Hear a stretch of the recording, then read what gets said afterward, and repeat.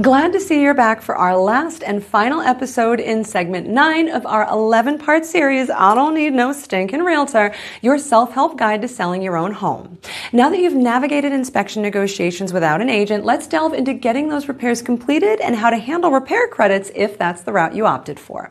Just like every other step along the way, I'm sure you already understand that communication is the cornerstone in negotiating and documenting your agreed upon inspection request from your buyer. There are inevitably some items that may be agreed to that, depending on your skill set, you can clearly handle yourself as the property owner. For example, maybe small repairs or incidentals. Others, however, may require a licensed professional and paid receipts for the work performed.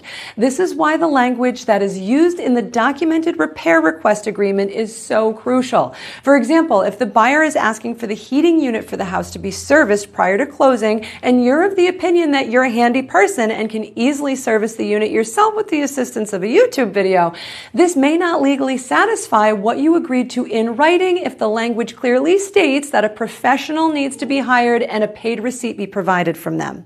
When it comes to credits, these also need to be documented in writing, where again, the language matters, and this time the document likely must be provided to the buyer's lender, as it will change the numbers on the day of closing and how your proceeds are allocated. For example, if you agreed to give the buyer a $5,000 closing cost credit in lieu of repairs they requested, this will be listed on the final closing disclosure as a deduction from your net proceeds and a credit to the buyer, thus lowering the amount of money they need to bring to the closing table to satisfy their loan. In this case, the addendum or amendment simply needs to be signed and provided to the attorneys and the buyer's lender, and that should satisfy your obligation given no other repairs were agreed to.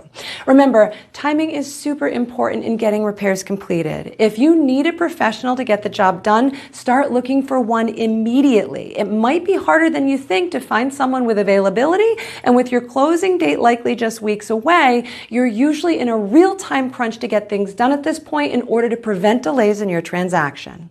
As we conclude this segment on navigating inspection requests and negotiations without the help of an agent, let's recap the key takeaways. We've explored negotiating inspection contingencies, understanding the inspection process, negotiating requests, documenting agreed repairs, and now completing repairs and handling credits. Remember, if inspections are completed on your property, deficiencies will be found, and it's imperative you do not take those findings personally.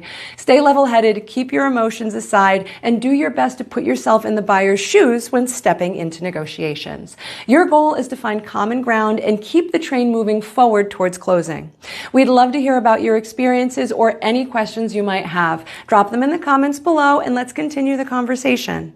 Thanks for joining us for this segment in our series, I Don't Need No Stinkin' Realtor. Next up is segment 10, where we'll explore expectations through closing day. And as always, if you're starting to think you want to leave this whole selling business to the professionals, we're always just a call away and would love to turn the process of an all-out Ironman marathon into a leisurely walk in the park for you.